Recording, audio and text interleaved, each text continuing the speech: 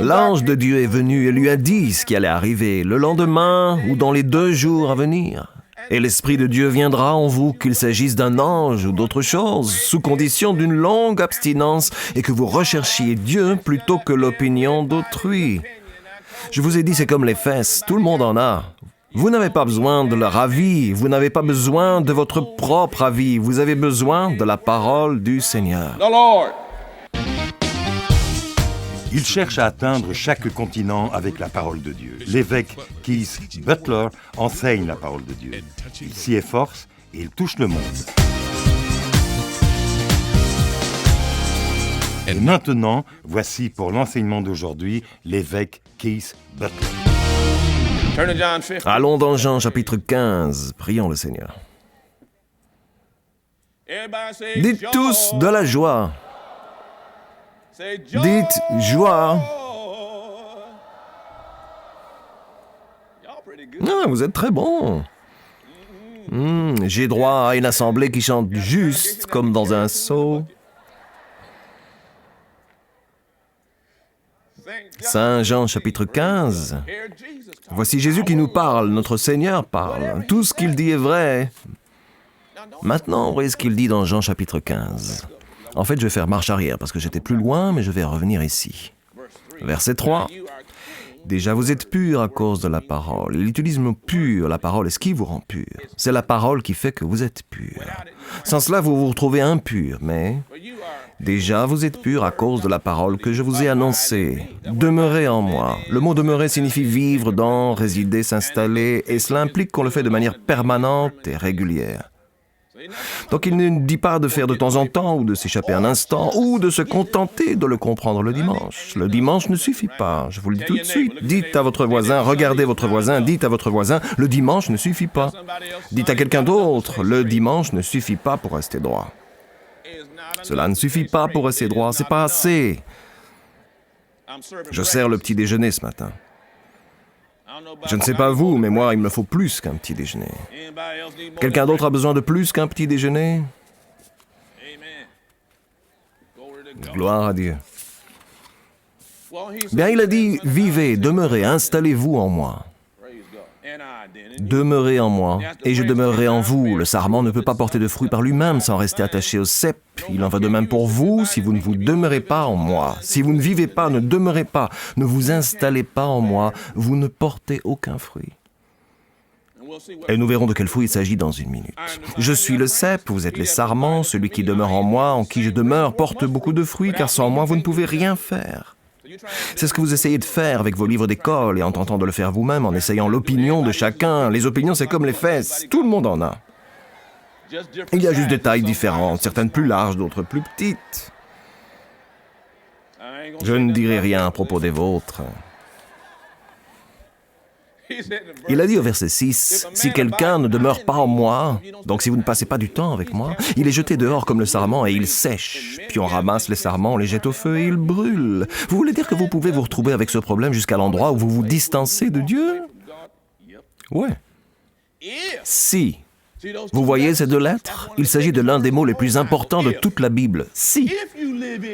Si vous demeurez en moi et que mes paroles demeurent en vous, vous demanderez. Le mot demander ici est le mot grec exiger. Vous demanderez ce que vous voudrez et cela vous sera accordé. Wow, exiger de Dieu, non.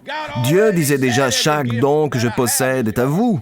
On parle d'exigence du diable, qui détient quelque chose qui vous appartient. Vous entendez ce que je dis?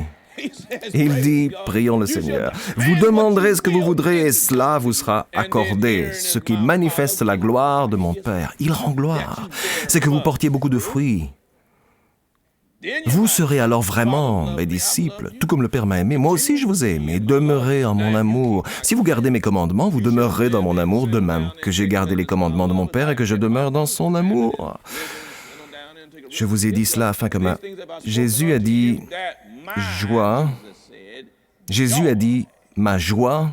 Il a dit maintenant, je vous ai dit cela. Que dit-il, la parole? Je vous ai dit cela afin que ma joie demeure en vous et que votre joie soit complète. La joie, c'est comme ce verre d'eau. Ce verre d'eau est presque rempli, mais il peut être vidé. Et en fait, avec l'un de ces fous dont vous vous occupez, peut-être même dans votre propre maison, ce pourrait être votre famille. D'accord?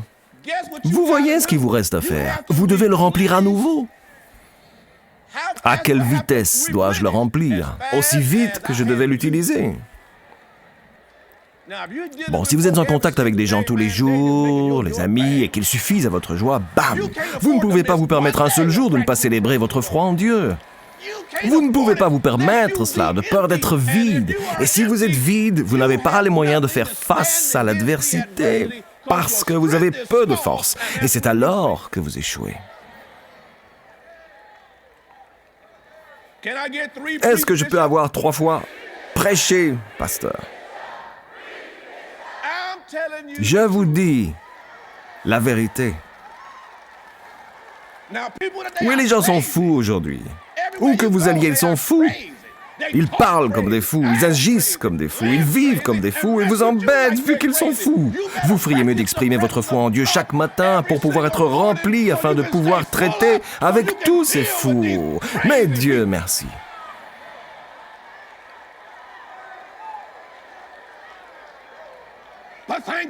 Dieu merci, je peux maintenir mon verre rempli grâce à la joie du Seigneur qui m'a rendu plus fort.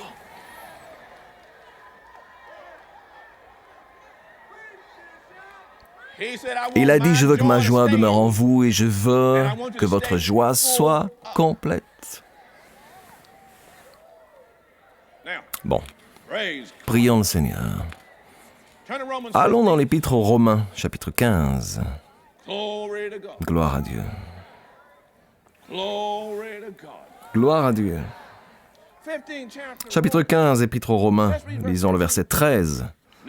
Que le Dieu de l'espérance, il n'est pas seulement le Dieu de la joie, l'espoir est une vision du futur qui est positive. D'accord? Que le Dieu de l'espérance vous remplisse. Vous remplisse. Vous remplisse. J'ai acheté un camion il y a une dizaine de jours. J'ai vendu ma moto et ma Jeep.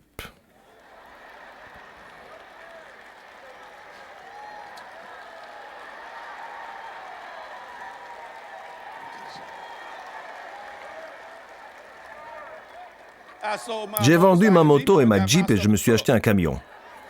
J'ai acheté un gros camion. Un camion de mec. Noir, des jantes noires, tout est noir.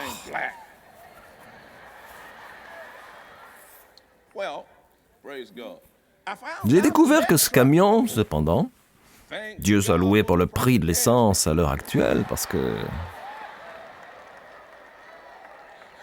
quand j'ai fait le plein avec ce gros bazar et que j'ai vu à quelle vitesse cet engin consommait, je suis heureux d'espérer que mon Dieu subvienne à tous mes besoins.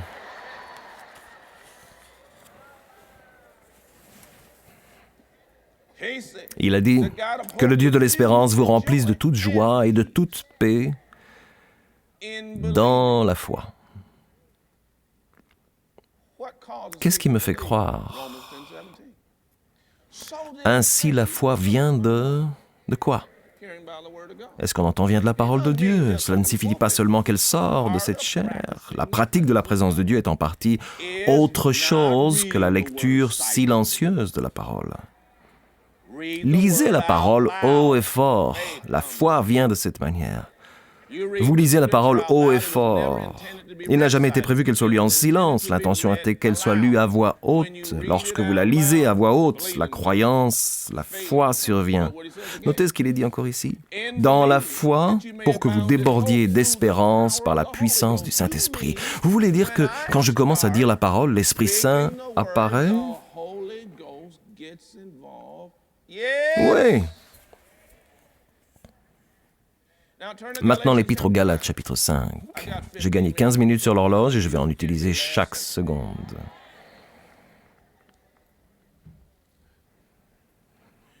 Bon, Épître aux Galates, chapitre 5, nous allons lire le verset 22. Mais le fruit de l'esprit, vous voyez le E majuscule? Il ne s'agit pas de la minuscule. Ça aurait pu être la minuscule. L'emploi de la majuscule vous dit qu'il s'agit de l'Esprit Saint, le fruit ou le développement ou la production. Mais le fruit de l'esprit, c'est l'amour. Ça, c'est la première chose. Vous devinez quelle est la seconde de la liste? La joie. Dans l'Épître aux Romains, chapitre 5, verset 5, il dit que l'amour de Dieu est déversé dans notre cœur par l'Esprit Saint qui nous a été donné. Alors il nous est dit aussi, prions le Seigneur, que l'Esprit Saint se retrouve dans la joie. Chacun de vous est-il rempli de l'Esprit Saint? Montrez-moi votre main si vous êtes rempli de l'Esprit Saint. En fait, vous devriez lever l'autre main et remercier Dieu de vous avoir rempli de son Esprit. Merci pour cela, Père. Vous voulez dire que la joie est en connexion directe avec l'Esprit Saint? Oui.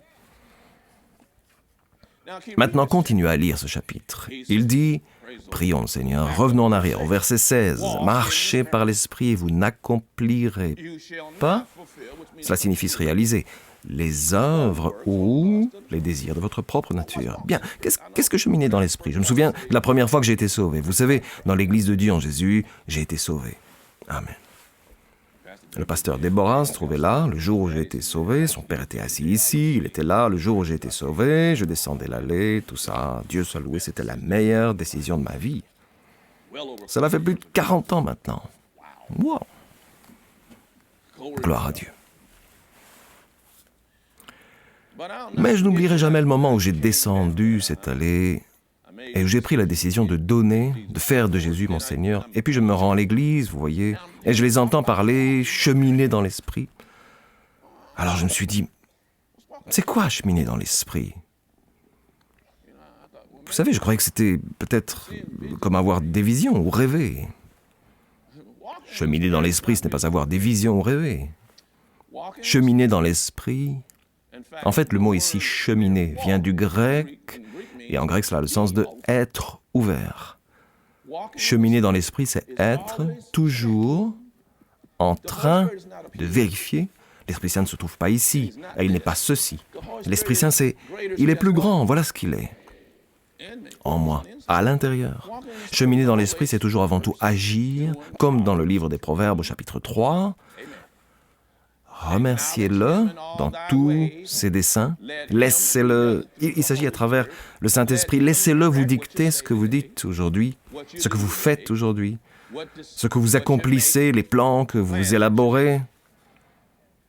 C'est ça, cheminer dans l'esprit. C'est permettre que le Saint-Esprit soit aux commandes et pas que ce soit vous le responsable. Demandez à votre voisin, c'est vous le responsable ou c'est Dieu? Ne répondez pas à ça. Ne répondez pas à ça. Ne mentez pas dans la maison de Dieu. Qui est responsable? Quand l'Esprit est responsable, alors il dicte toutes vos décisions. C'est lié à toute la problématique de l'excellence de Jésus. D'accord? Prions le Seigneur. Donc, le fruit de l'Esprit, la production du Saint-Esprit fera toujours en sorte que vous ayez un espoir, de l'espérance. Vous avez déjà vu quelqu'un qui a de l'espoir? Leurs pieds sont encore capables de bouger. Vous avez déjà vu quelqu'un qui a perdu tout espoir? Quand vous perdez l'espérance, vous remarquez à quel point l'attitude des gens change. À quel point les mots qui sortent de leur bouche sont tous négatifs. Allez, vous tous, à quel point leurs épaules s'affaissent. Ils ne se rendent pas agréables ici même. Ok. Que s'est-il passé ici? Ce qui s'est passé, c'est que ces gens n'ont pas donné la priorité à la joie parce qu'ils n'ont pas accepté le Saint-Esprit qui vous mènera toujours vers les Saintes Écritures et qui vous apportera toujours une réponse. Maintenant, prenez les Actes des Apôtres, chapitre 27. Jetons un œil. J'ai 11 minutes de retard, je vais devoir me dépêcher, ou alors, je ne tiens pas compte de l'heure. On va voir. Actes des Apôtres, chapitre 27. Non, je vais essayer d'être à la hauteur.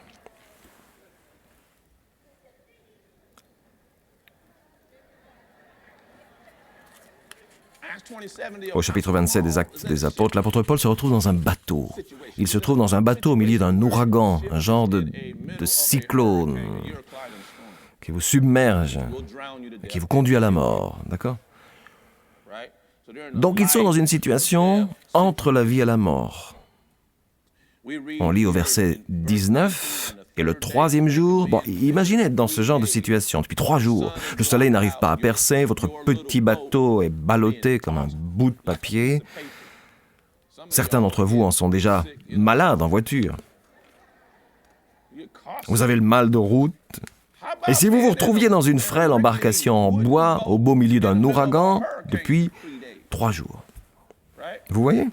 Là, vous seriez en train de vomir vos tripes par-dessus bord. Vous vous dites trop d'informations. Enfin, on n'a pas besoin de tout ça. Verset 20. Le soleil et les étoiles ne nous sont pas apparus pendant plusieurs jours et la tempête a été si forte que finalement nous avions perdu tout espoir d'être sauvés. On n'avait pas mangé depuis longtemps.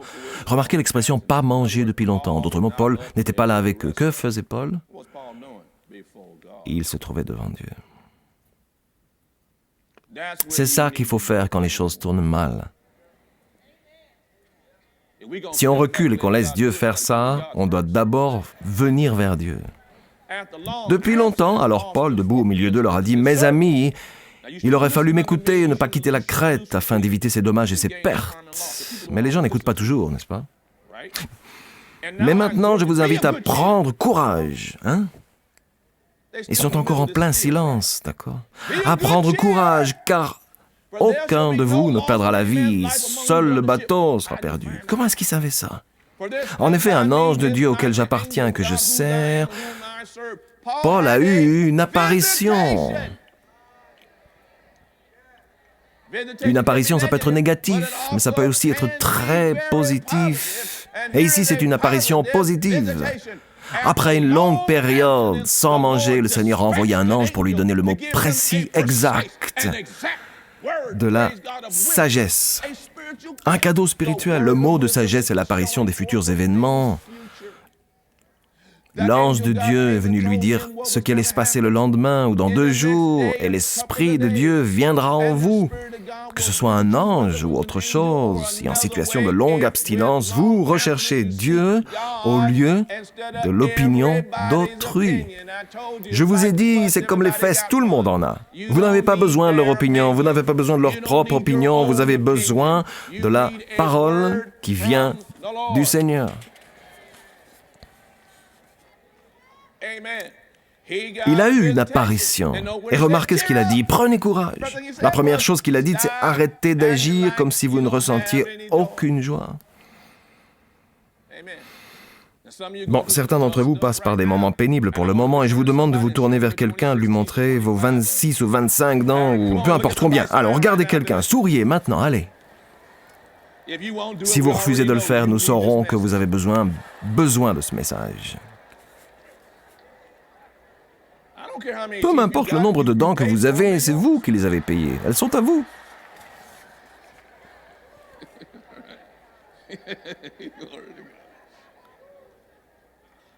La première chose qu'il a dite était « Soyez de bonne humeur ». Bon, ceux d'entre vous qui passent par des moments difficiles pour l'instant, prenez tout de suite cette décision. J'arrête de déprimer. Il a dit « Soyez de bonne humeur ». La deuxième chose qu'il a dite, et il m'a dit « Paul, n'aie pas peur. La peur est l'opposé de la foi. Il a dit au verset 25, « C'est pourquoi, mes amis, prenez courage, j'ai confiance en Dieu. » Il a reçu la parole du Seigneur et il relie ça avec la foi. Je vous indique ce qu'il a dit au verset 33. Avant que le jour se lève, Paul a encouragé tout le monde à prendre de la nourriture en disant « C'est aujourd'hui le 14e jour. » 14 jours comme ça.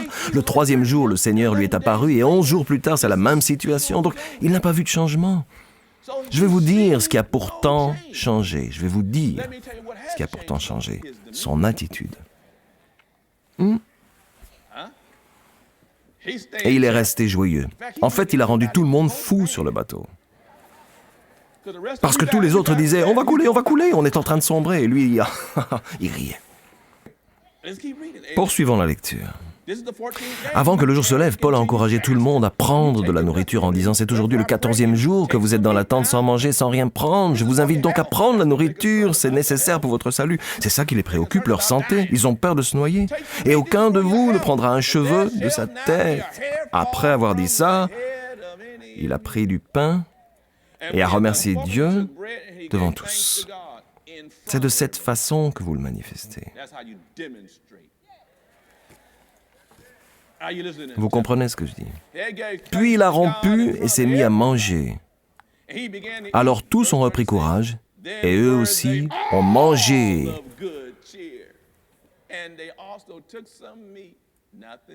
Rien n'a changé, mais eux ont changé.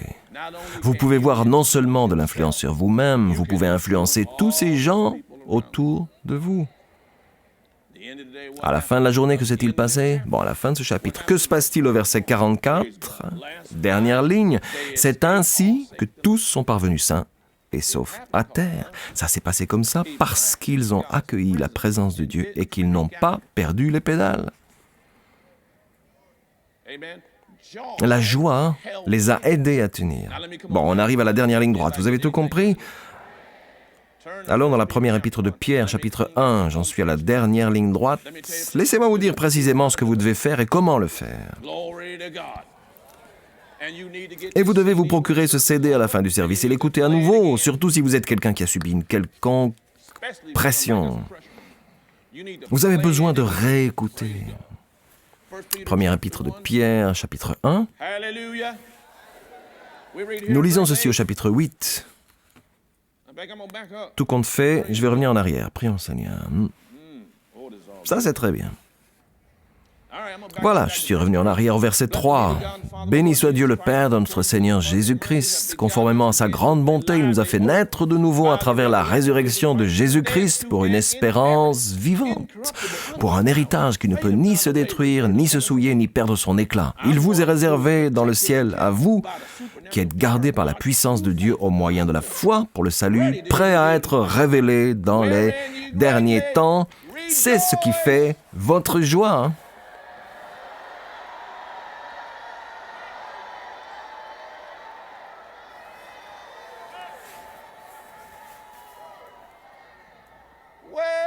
Bon, c'était un peu faible comme cri de joie. Ce n'était à coup sûr pas de grand cri de joie. Mais je vais vous offrir une chance de bien faire ça. C'est ce qui fait votre joie.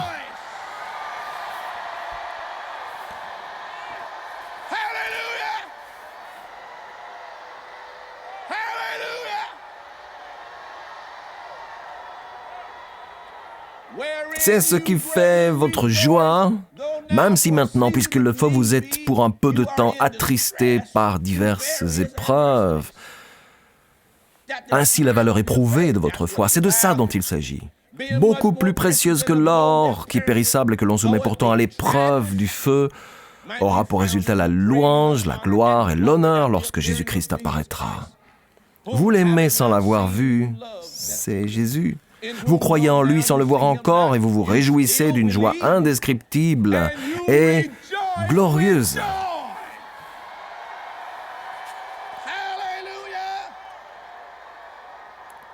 Qu'est-ce qu'il a dit? Il a dit, « Je ne peux pas voir Jésus, je ne peux pas percevoir Jésus, mais je sais qu'il est ici. Et je sais que sa parole est vérité. Et j'ai donc pris la décision que j'allais me réjouir. » Alors au verset 9, il a dit, « Parce que vous obtenez le salut de votre âme pour prix de votre foi. » Quoi, le salut de votre âme? C'est votre âme qui a besoin d'être sauvée. C'est votre esprit, c'est votre volonté, ce sont vos émotions. Cela brisera cette sensation de tristesse. Cela brisera cette pensée stupide. Cela brisera toute cette histoire de dépression. Ça va vous secouer dans le bon sens et vous donnera un instant de lucidité. J'ai conseillé quelques personnes en privé pendant quelques mois en leur expliquant ce que la parole de Dieu disait de cela. Et cela ne semblait vraiment pas les atteindre. Par la suite, au bout de quelques mois, ils sont venus à ma célébration, ils étaient différents. La première chose qu'ils ont faite a été de me demander pardon. Et je pourrais dire, ils n'ont pas utilisé le terme, mais j'ai employé le mot pour eux, qu'ils ont eu un instant de lucidité.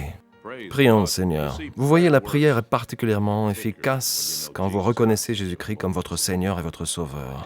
Les Saintes Écritures disent que Dieu nous a tant aimés qu'il a donné son Fils unique. Et vous vous demandez comment puis-je me joindre à lui? Comment puis-je renaître? Comment puis-je me régénérer? Eh bien, tout ce que vous devez faire, c'est prier avec moi. La Bible dit dans l'Épître aux Romains, chapitre 10, verset 9, « Si de ta bouche tu confesses que Jésus est Seigneur, et si dans ton cœur tu crois que Dieu l'a ressuscité des morts, tu seras sauvé. » Le verset suivant dit, « En effet, croire dans son cœur conduit à la justice, et confesser de sa bouche conduit au salut. » Et enfin, il dit au verset 13, « En effet, quiconque invoquera le nom du Seigneur sera sauvé. » Priez maintenant avec moi. C'est bien, penchez la tête. Et priez bien fort de tout votre cœur avec moi, cher Père Céleste. C'est ça. Maintenant, priez avec moi, cher Père Céleste, au nom de Jésus. Je crois que Jésus-Christ est le Fils de Dieu, qu'il est mort pour moi sur une croix, qu'il s'est chargé de mes péchés, qu'il est allé en enfer à ma place, a accompli mon châtiment, et maintenant est sorti du tombeau. Viens dans mon cœur, Seigneur Jésus. Je te reçois comme mon Sauveur et le Maître de ma vie. Alléluia. C'est aussi simple que ça. Et il est maintenant présent dans votre cœur. Vous allez me dire, bon, et maintenant que dois-je faire? Nous avons un ouvrage spécial que nous voulons vous faire parvenir. Il s'intitule « D'où venons-nous » Nous serons heureux de vous l'adresser. Prions le Seigneur et je vous expliquerai tout ce que vous devez savoir. Je tiens à vous féliciter, vous ne serez plus jamais la même personne au nom de Jésus.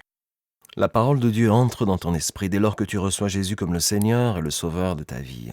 Le véritable toi, ton esprit, est régénéré. Cela signifie que tu es maintenant une nouvelle création dans le Christ qui, après Dieu, est créé dans la vertu et la vraie sainteté. Ce procédé provoque un changement immédiat dans ton esprit et dans ton cœur. Toutefois, pour continuer ce procédé de changement, tu dois ranger tes anciens habits et apprendre comment cheminer dans ta nouvelle vie avec Dieu en commençant ta journée en prière avec le Père. Une simple prière de louange et d'action de grâce t'aide à consolider ta relation avec Dieu.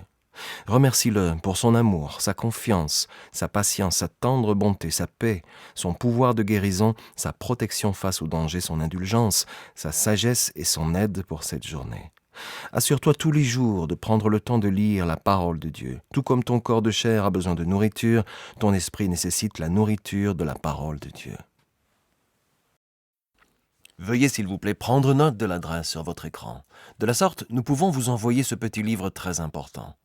Il contient une abondance d'informations dont vous aurez besoin maintenant que vous avez décidé d'accueillir le Seigneur dans votre cœur et de continuer votre chemin avec Dieu. Finalement, il est important que vous aussi preniez le temps de trouver un lieu de culte et que vous entreteniez des relations avec d'autres croyants. Nous prions pour vous, afin que le Dieu de notre Seigneur Jésus-Christ, le Dieu de gloire, puisse vous donner l'esprit de sagesse et de révélation dans la connaissance de lui. Le programme d'aujourd'hui a-t-il été une bénédiction pour vous? Ce que vous avez entendu n'était qu'une partie de son puissant message. Vous pouvez commander la totalité du service d'aujourd'hui sur CD, DVD ou par DVD sous-titré MP3 ou MP4. Il suffit simplement de visiter notre boutique en ligne sur www.keithbutler.org ou d'envoyer un courrier à l'adresse inscrite sur votre écran ou de nous appeler. Commandez ce livre aujourd'hui pour vous-même, un membre de votre famille ou un ami et laissez la parole de Dieu commencer à agir dans votre vie dès maintenant.